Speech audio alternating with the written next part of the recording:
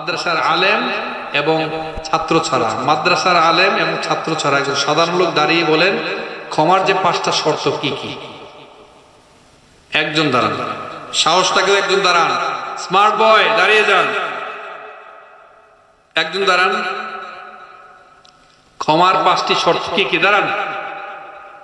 একজন নাই, গাজীপুরবাসী একজনও নাই, আমি জানি প্রত্যেকেই পারে, ভয় পায়।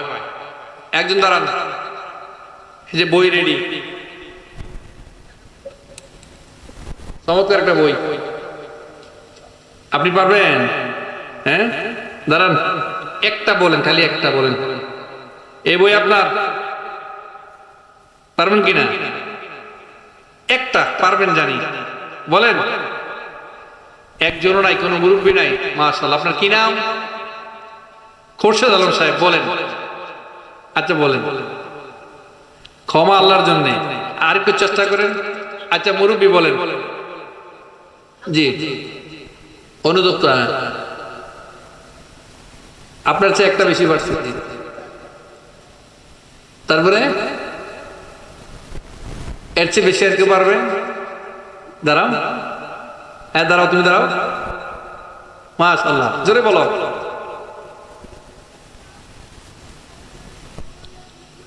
ফাইন।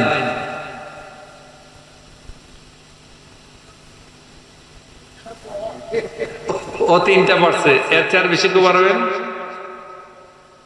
এর চেয়ে আর বেশি পারবেন? আসো, তুমি আসো, দিয়ে আসো। ও যে সাহস করে 3টা বলছে, ধন্যবাদ না? ওর বাবা এখানে আছেন?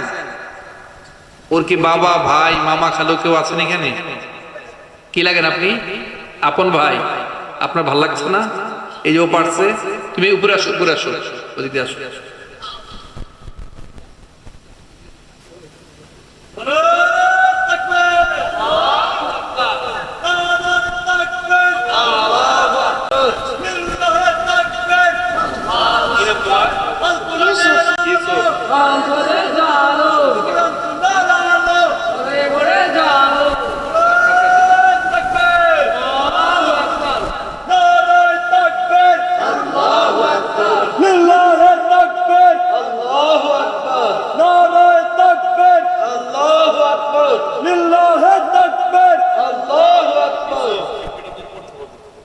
পরিবারের সবাইকে পড়াবার, কেমন?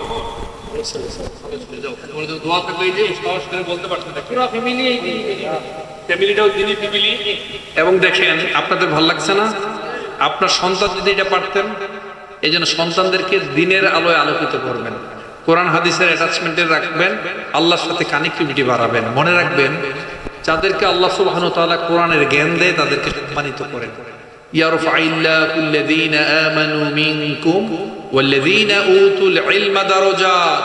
আল্লাহ যাদেরকে কোরআন হাদিসের জ্ঞান দেন, কোরআনের জ্ঞান দেন, তাদেরকে দুনিয়াতে সম্মানিত করেন এবং আখিরাতে সম্মানিত করেন।